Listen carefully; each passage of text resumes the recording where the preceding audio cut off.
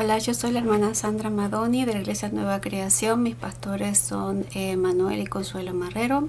Un besito para ellos, mi saludo para toda la congregación. Que el Señor los bendiga en esta noche. Hoy voy a hablarles de Juan capítulo 15, Jesús la vid verdadera. Voy a hacer una pequeña oración. Padre Celestial, gracias Señor, porque esto es un privilegio, Señor, enseñar y hablar de tu palabra, Señor, tal cual como es, Señor, en su expresión más perfecta. Te doy gracias, Señor, porque la audiencia es tierra fértil, donde la palabra va a dar fruto a 100 a 100 por uno, en el nombre de Jesús. Gracias. Antes que nada, hoy voy a hablar de lo que es Jesús como la verdadera viña.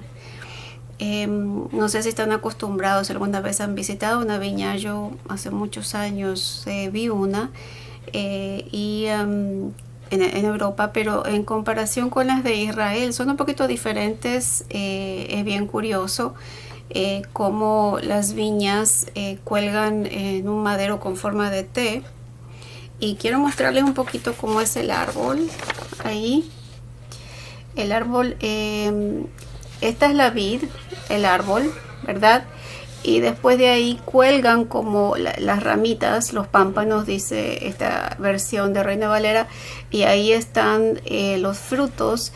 Y también no se ve muy bien, pero a veces salen como unas ramitas muy finitas que se llaman zarcillos, y las ramas se abrazan unas a la otra, se hacen como toda una unidad. Y ahí vemos que están dando frutos. También vamos a hablar de la poda. Aquí está el labrador, como dice la versión Reina Valera, algunos le dicen jardinero, que él tiene una azada ahí y empieza a cortar. Cuando se cae la ramita de la vid, se seca en el suelo, entonces hay que cortarla para que no lastime la planta, para que no la arruine. Y es un principio que quizás todo el mundo, todas las personas que tienen plantas saben, que hay que podarlas, hay que sacarle las hojitas feas para que no se seque la planta, y si es un árbol frutal, por supuesto que dé fruto. En este momento Jesús se sale del aposento alto. En el capítulo 14 ya habíamos hablado de eso. Él dice, levantaos, vámonos de aquí, y él se dirige hacia el huerto, al monte de los olivos, donde él siempre oraba.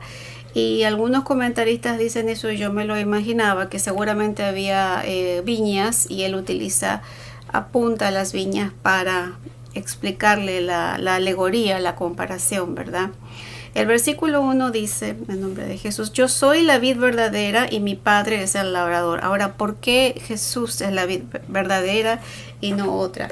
En otras referencias se ha hablado de otro tipo de viña. Por ejemplo, en Isaías 5:3-7, Israel es la viña, y en Isaías se ve esa alegoría entre el labrador que ama la viña, le da lo mejor de lo mejor, y aún así da uvas silvestres. La clásica frase que dice es juzgad entre mí y mi viña, y es algo bien triste, porque dice, te planté de vida escogida, te di lo mejor, la mejor tierra, las mejores semillas, y aún así fuiste imperfecta, ¿verdad? Y después hay otras referencias a la viña, y esta es a la viña verdadera. En el Salmo 80, versículo 8 dice, hiciste venir una vid de Egipto, echaste a las gentes y la plantaste. O sea que en el medio de los gentiles él sacó una vid de Egipto, y eso tiene que ver con la llamada de Jesús de Egipto, ¿verdad? Él es la vid verdadera. ¿Por qué la vid verdadera? Lo apoya Matthew Henry también en su comentario, porque él es perfecto, que en él no hay falla, él es el cordero perfecto. Jesús es la vid perfecta, y el Padre es el que cuida el jardín, como vemos en esas alegorías, ¿verdad? Versículo 2. Todo pámpano, toda rama que en mí no lleva fruto, la quitará. O sea, el mismo Padre lo hace. Y todo aquel que lleva fruto, lo limpiará para que lleve más fruto. Ahora, hay muchos comentarios sobre esto. A mí me dio mucha curiosidad averiguar cuando habla de ramas, qué parte de la vid es, porque tiene muchas partecitas, tiene las partes gruesas y tiene los zarcillos, pero en todo el tiempo la palabra es clema, que aparece 4 veces solamente en el Nuevo Testamento y solamente en el libro de Juan, y en el capítulo 15 está hablando de las ramas, no es otra cosa que las ramas. Después la palabra airó, que cuando acá dice todo aquel que no lleva fruto lo quitará y el que lleva fruto lo limpiará.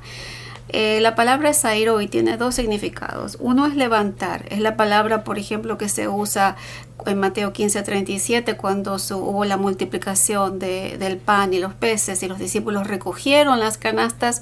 Esa palabra recoger es airó. Después también significa limpiar, purificar, quitar. Algunos comentaristas están hablando de que es posible que Jesús se esté refiriendo a los que no creen, ¿no? A los que no creen en Jesús, que los ha invitado, están ahí y que se separan porque no creen. Quizás se está hablando de Judas, que salió, ¿verdad? Lo que sí aprendí de la vid, viendo varios videos de cómo son las viñas en Israel, las ramas que se caen al suelo se secan. Y las ramas de la vid también que van para arriba se llenan de vida, o sea, se caen al suelo, aunque estén todavía conectados, se van secando, están pisoteadas, entonces por eso las tienen que sacar para que se desprendan. Pero las ramitas que van para arriba se van enredando y va dando fruto. Y si se caen, se secan, por eso hay que quitarlas. También esa acción de quitar está conectada con limpiar, purificar también. Es interesante porque cuando habla de limpiar, más adelante en el versículo 3 Jesús le dice, se refiere a la palabra de Dios.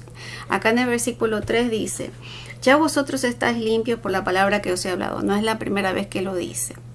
La palabra de Dios limpia nuestras vidas. Quizás así sea que Él limpia las ramas con la palabra de Dios, ¿verdad? También es posible que sea de esa manera, porque dice que el Padre limpia.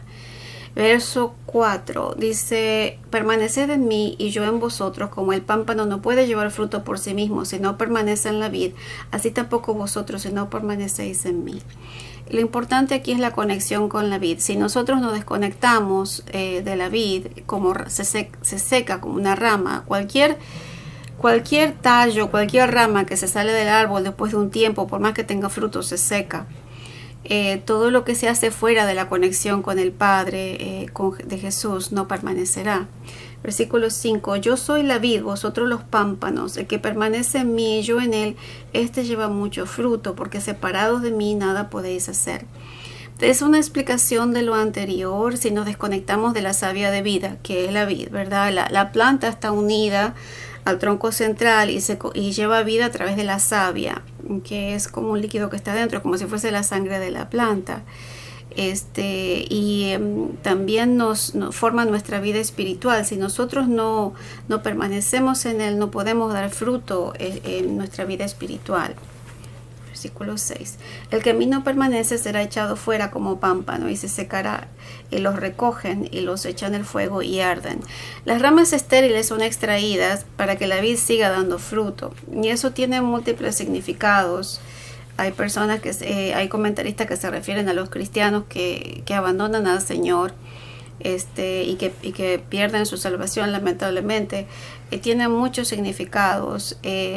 También puede ser que el Señor esté protegiendo la iglesia de personas que le hagan daño y el Señor tiene que quitar, porque recordemos que el que limpia es el Padre. El Padre es el que está haciendo la acción. Vamos aquí, de cortar, de sacar cosas que nos sirven, ¿verdad? Entonces eso tiene múltiples significados. Versículos 7, 8. Si permanecéis en mí y mis palabras permanecen en vosotros, pedid todo lo que queréis y os será hecho. En esto es glorificado mi Padre, en que llevéis mucho fruto y seáis así mis discípulos. La obediencia, la permanencia significa estar continuamente. La palabra en inglés es abide y abide significa estar al lado de, no dejar. Y yo creo que esto, en otras palabras, es como una sincronización, como una conexión de Dios con nosotros, y cuando nosotros estamos sincronizados con Dios, estamos en comunión íntima con Dios, Dios pone su deseo en nuestro corazón y esas peticiones son contestadas porque son a favor del reino. A Dios le place que sus seguidores tengan muchos frutos, como los discípulos no fueron elegidos para dar fruto. Luego en el versículo del 9 al 17 hablan del amor de Cristo, el amor de Dios. Amaos unos a otros. Dice, como el Padre os me ha amado, así también yo os he amado, permanecer en mi amor. En este momento él está hablando del amor de Dios, no está hablando del amor filial, el amor de amistad, sino el amor divino. Meyer describe la palabra permanecer o abide, es to keep yourselves continuously, significa continuamente estar en contacto, ¿verdad? Yo lo traduje en mis propias palabras: sean constantes en mi amor, el de Cristo, estar en constante amor en el amor de Cristo, porque el amor de Dios supera todas las expectativas humanas. El ser humano no sabe amar si no aprende de Dios. El amor de Dios es expreso en nuestras vidas. Yo aprendí en mi comunión con Dios a amar a mis hijos mucho mejor que antes, porque por ejemplo, les voy a dar un ejemplo. Cuando son pequeñitos y son traviesos y desobedientes, ¿verdad? Y hacen muchas travesuras y son desobedientes porque están formando su personalidad y quieren saber por ellos mismos que está bien, que está mal. Pero uno sufre porque se equivocan. Y yo estaba triste y el Señor me puso eso en el corazón: ¿te duele? ¿Te duele que te desobedezcan? Le digo, sí, Señor, me duele mucho, porque yo quiero que ellos estén bien y no me hacen caso. Y el Señor me puso eso en el corazón. A mí también me duele que mis hijos no me hagan caso. A mí también me duele como padre, que yo quiero lo mejor para ellos y no me buscan, no me obedecen. Entonces eso a mí me enseñó a amar a mis hijos de una manera diferente, no amarlos de una manera egoísta, sino de buscar siempre lo mejor para ellos y tenerles paciencia. En 1 Corintios 13, Pablo habla de la preeminencia del amor, describe el amor divino, ustedes lo pueden ver más adelante. Es curioso también que el mismo Juan más adelante, en la primera carta de Juan, de capítulo 4, versículo 19, nos dice: lo amamos a Él porque Él nos amó primero. Ese es el amor incondicional de Dios, es el amor que no exige nada a cambio, es el amor que da y que no espera nada a cambio.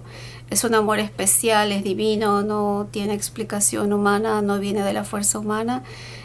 Dice la palabra de Dios que la benignidad de Dios, de Dios trae el arrepentimiento, porque cuando Dios es tremendamente bueno con una persona, esa persona es llevada al arrepentimiento por la bondad de Dios. Eso es mucho mejor que los palos y las críticas y el dedo acusador, como hacían los fariseos. El amor de Dios constriñe, dice la palabra de Dios.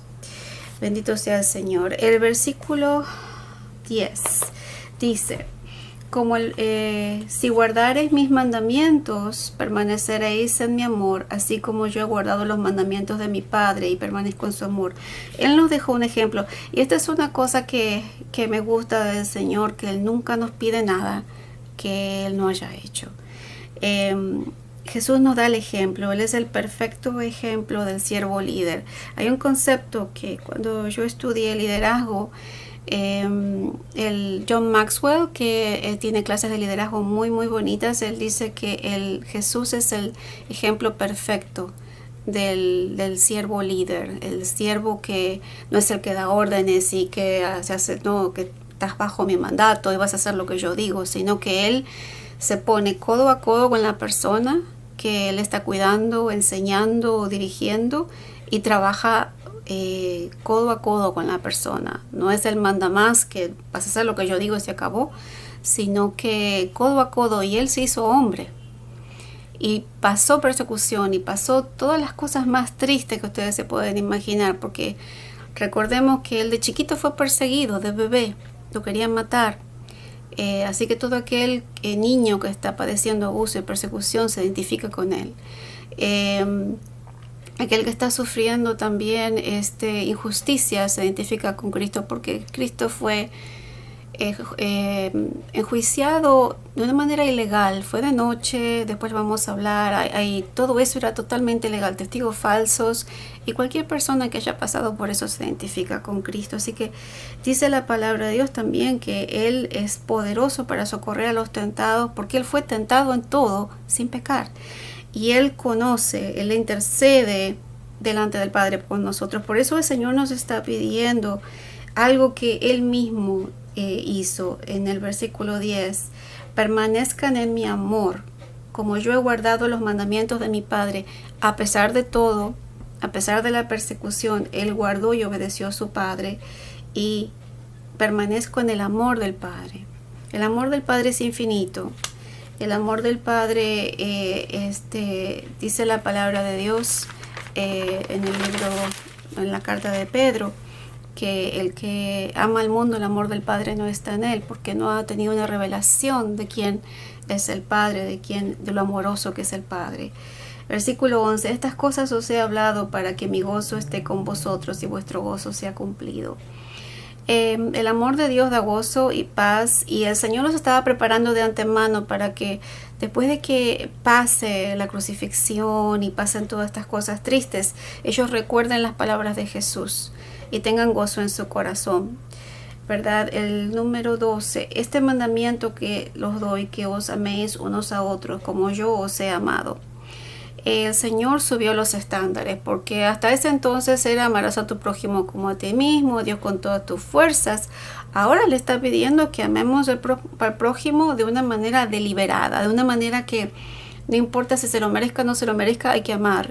El amor tenemos pequeños ejemplos en el Antiguo Testamento, pero no se comparan al amor de Jesús. Ya lo voy a explicar un poquito más adelante. Es un amor sacrificial, ¿verdad? Dice aquí: nadie tiene mayor amor que que uno ponga la vida por sus amigos.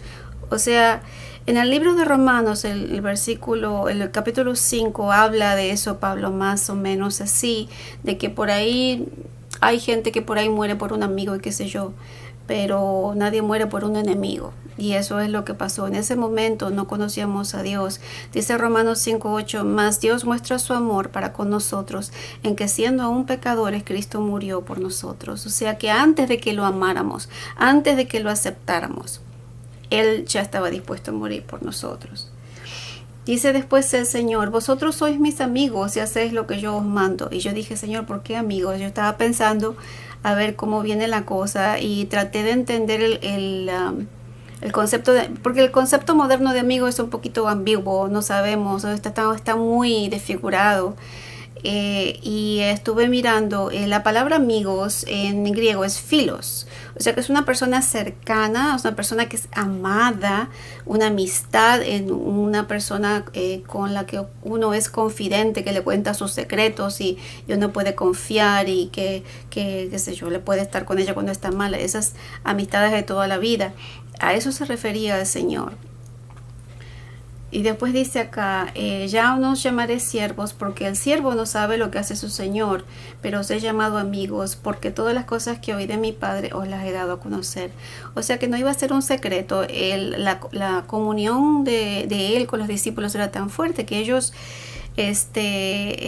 tenían esa comunión con Él. Imagínense comer con Jesús, ver hacer milagros con Jesús, tenían vida con Jesús, tenían una historia con Jesús, una historia en esa relación con Jesús.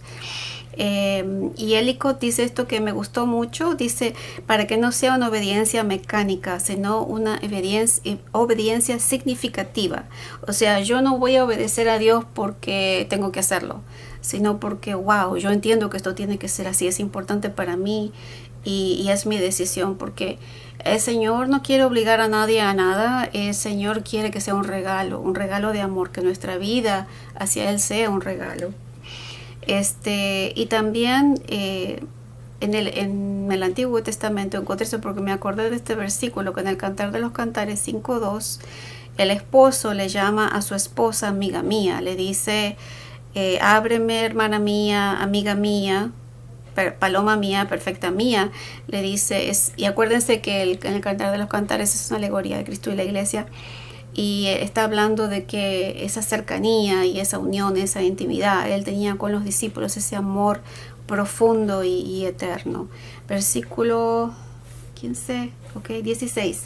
No me elegisteis vosotros a mí, sino que yo os elegí a vosotros, yo os he puesto para que vayáis y llevéis fruto, y vuestro fruto permanezca, para que todo lo que pidiereis en mi nombre os lo dé. Esto os mando, que os améis unos a otros.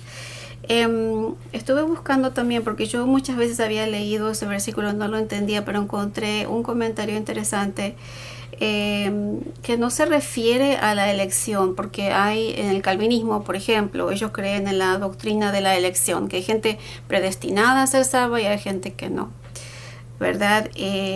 Pero este comentarista, y es de Barnes Notes on the Bible, dice que la elección se refiere al apostolado, que no a la salvación. No es que yo los elegí para que ustedes sean salvos, es que Él los eligió para ser los apóstoles y que den fruto como apóstoles, y el fruto de los apóstoles permaneció. Se formó la iglesia, bueno, vino Pentecostés, la iglesia, vinieron las escrituras, las cartas apostólicas, los evangelios, el testimonio. Después está la tradición histórica, porque explican que todos ellos fueron martirizados con la excepción de Juan, que murió, sobrevivió el martirio y murió de muerte natural. Ese testimonio está ahí. Después el versículo 17, que os améis unos a otros. El Señor manda que ese amor permanezca. En otro capítulo le había dicho que el amor de Dios entre los discípulos iba a ser la marca del cristianismo. Y creo que lo voy a repetir porque ya lo dije. John Wesley, en la descripción de lo que es la santidad en el cristiano, él dice que el amor es la marca de santidad. No son tantas las otras cosas externas, sino el amor por el prójimo, el amor por Dios. Y es diferente de lo que muchas veces la gente se cree, porque 1 Corintios 13 dice: si yo hablara en lenguas, si yo diera mi dinero a los pobres, si yo tuviese mucha fe y no tengo amor, no soy nada. Vamos al versículo 18. Al mundo os aborrecerá. Del 18 al 27. Volvemos al concepto de mundo. Cuando la Biblia habla de mundo se refiere a dos cosas. Se puede referir a la creación, los árboles, los animales, las plantas, el mar, todo eso del mundo creado, la creación, pero también se puede referir a un sistema. El Señor en este momento no está hablando de los árboles, las plantas, está hablando del sistema. Y la definición que yo tengo, y yo ya se las di, un sistema, el cosmos, el mundo del que está hablando el Señor, es un sistema de pensamiento que niega el señorío del Señor Jesucristo, o sea, que no acepta al Señor como Señor de sus vidas. Dice: si al mundo os aborrece, sabed que a mí me ha aborrecido antes que a vosotros. Aborrecer es odiar. La palabra odiar, esa palabra miseo, significa menospreciar. No solamente es odiar, sino menospreciar, tener en menos. Se usa la misma palabra, la palabra miseo, en Lucas 14:26. Si alguien viene a mí y miseo, o sea, a mí, o sea, ama a sus padres, esposo, familia, etcétera, no sé, cualquiera, no puede ser mi discípulo, no puede seguirme porque está amando a otras personas antes que a mí, entonces no me puede seguir. Es la misma palabra, significa menospreciar. O sea, en otra manera es despreciar, amar menos, menospreciar, y todas las palabras que tienen conexión con eso. También significa rechazar. No, hay personas que los fariseos totalmente buscaban para matarlo, así que ellos eran parte del sistema que negaba la señoría de Cristo. 19. Si fuerais el mundo os amaría, porque el mundo ama lo suyo, pero no sois del mundo, antes yo os elegí del mundo, por eso el mundo os aborrece. Los seguidores de Cristo no son del sistema, por eso hay un choque espiritual entre la luz y las tinieblas, y eso es una enseñanza. Hay un contraste con la luz de las tinieblas, también lo habla Juan del principio. Estamos en este mundo, pero no somos de este mundo, no pertenecemos a este sistema. Estamos en la tierra, estamos viviendo en este sistema, pero no le pertenecemos al sistema. Por eso siempre va a haber una fricción, porque el mundo va para un lado, va nadando para un lado, nosotros nadamos para el otro. Entonces hay una fricción que siempre ha ocurrido en el sistema de pensamiento. Versículo 20. Acordaos de la palabra que yo os he dicho, el siervo no es mayor que su señor. Si a mí me han perseguido, también a vosotros os perseguirán. Si han guardado mi palabra, también guardarán la vuestra. O sea que acá hay un paralelo, y me costó entender eso, pero lo busqué bien porque no lo entendía muy bien. Así como Cristo fue perseguido, también los discípulos serían perseguidos, y Jesús los estaba preparando para lo que venía. Y le dice, y así como a mí me obedecieron ustedes, porque ningún siervo es mayor que su Señor, tanto así como a mí me obedecieron, también la gente los discípulos que ellos a su vez iban a tener, seguirían las enseñanzas de Jesús a través de los apóstoles, ¿verdad? O sea que hay un doble sentido ahí, que iba a venir persecución igual que a Jesús, y también ellos iban a ser maestros, iba gente que iba a seguir a Jesús, a las enseñanzas de Jesús a través de la enseñanza de los apóstoles. Las dos cosas iban a pasar. 21. Mas todo esto os harán por causa de mi nombre, porque no conocen al que me ha enviado. Esa es la misericordia del Señor. Le está explicando que el que no conoce al Padre persigue a Cristo. El Señor está tratando de explicarles para que ellos se preparen y no tengan odio en su corazón, sino que entiendan que después, más adelante, Jesús en la cruz va a decir, Señor, perdónales porque no saben lo que están haciendo. Ese amor y ese perdón del Señor en la cruz también es un ejemplo. También Esteban, el primer mártir cristiano, dice lo mismo, Señor, no le tengas en cuenta este pecado. Bendito sea el Señor. 22. Si yo no hubiera venido ni les hubiera hablado, no tendrían pecado, pero ahora ya no tienen excusa por su pecado. O sea, la predicación de Cristo era para que los que se opongan se conviertan, pero como llegó Cristo, la palabra, y ellos no recibieron la palabra, se quedaron en el sistema. La palabra se intervino para juicio, y el pecado de ellos permanece. Ya el Señor se los había dicho de la misma manera, porque Dios trabaja así. Dios advierte primero por la palabra varias veces, después por las circunstancias, y a través de personas manda advertencias, y después vienen los juicios. Bien, ¿cómo es el juicio? Viene la consecuencia del pecado, la consecuencia de... es un sistema de causa y efecto. No es que Dios es malo, no, que bueno, Dios me castigó. Es una ley espiritual. Hay una ley espiritual que existe, y está en el libro de Ezequiel: el alma que pecare esa morirá. Eso es una ley que existía antes de la fundación del mundo. El que peca muere espiritualmente. Esas son las consecuencias del pecado. El Señor ve el peligro y le va avisando, y le va avisando, y le va avisando. Si la persona no entiende, no escucha, no quiere arrepentirse, no cede, resiste al Espíritu Santo, porque el Espíritu Santo siempre está trabajando en su amor y en su misericordia, y si la persona resiste, vienen las consecuencias, ¿verdad? Y eso fue lo que le pasó a los fariseos. 23. El que me aborrece a mí, también a mi Padre aborrece. Este es el concepto de emanencia. El Padre está en el Hijo y el Hijo en el Padre. Están en la misma substancia. Los dos están juntos, y ese es uno de los dictámenes teológicos, se llama emanencia. Versículo 24. Si yo hubiese hecho entre ellos obras que ningún otro, si yo no hubiese hecho las obras que ningún otro haya hecho, no tendrían pecado, pero ahora han visto y me han aborrecido a mí al Padre. O sea que ni siquiera por los milagros. El mismo Lázaro resucitado querían matarlo. Entonces la ceguera espiritual de ellos era tremenda, y después de haber tratado con ellos y haber escuchado las palabras constantemente, ya estaban obrando en contra de Dios directamente. Bendito sea el Señor.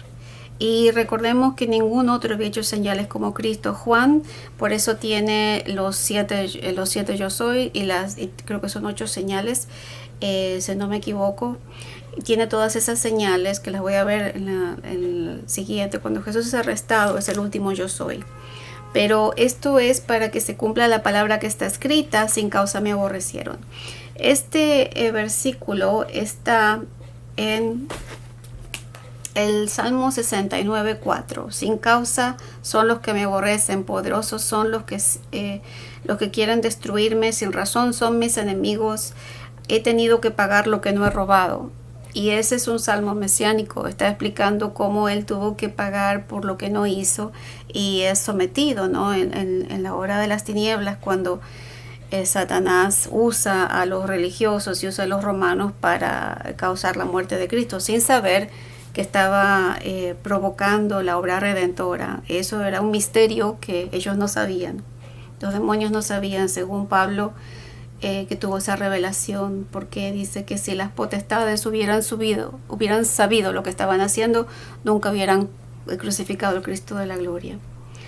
En Juan 5:42 ya Jesús había dicho de los fariseos: yo los conozco y sé que no hay amor de Dios en vuestros corazones. O sea que ellos buscaban la gloria, el poder político, la fama, y no querían, o sea que ellos no estaban haciendo lo que estaban haciendo por amor de Dios, sino por amor a Dios, sino porque por prestigio, por fama, por poder. No era amor lo que ellos sentían por Dios, y Jesús se lo dijo bien clarito. Bendito sea el Señor. 26. Pero cuando venga el Consolador, a quien yo enviaré del Padre, el Espíritu de verdad, el cual procede del Padre, Él os dará testimonio acerca de mí, y vosotros daréis testimonio también, porque habéis estado conmigo desde el principio. Bendito sea el Señor.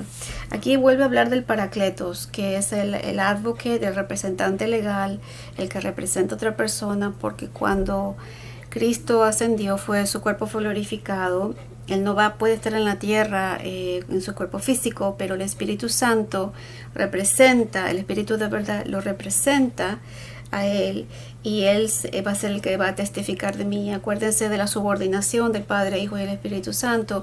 Y después aquí empezamos con la enseñanza del testimonio del Espíritu, de la cual hablan mucho los hermanos moravos como testimonio de salvación. Dice que el Espíritu testifica de que somos hijos de Dios, que somos la salvación, que tenemos la salvación a través de Cristo. Versículo 27, que dice aquí: y vosotros daréis testimonio también, porque habéis estado conmigo desde el principio. El expositor del Nuevo Testamento en griego dice que los discípulos ya eran los testigos del Evangelio, porque habían caminado con el Señor, estaban en una relación de amistad y respeto, caminaron con Él, estudiaron con Él, vivieron experiencias con Él, así que ellos son testigos de quién es Cristo, y de su propio testimonio la gente iba a creer. El único apóstol que no estuvo cara a cara con Él fue Pablo, pero él tuvo una revelación especial camino a Damasco. Bueno, la próxima, empezamos con el 16, donde hablamos de la obra del Espíritu Santo. Bendito sea el Señor, la tristeza se convertirá en gozo, yo he vencido al mundo. Bendito sea el Señor, que Dios me los guarde y me los bendiga. Espero que hayan aprendido algo. Yo sí aprendí muchas cosas que compartí con ustedes. Que el Señor los siga bendiciendo y los guarde de todo mal. Amén.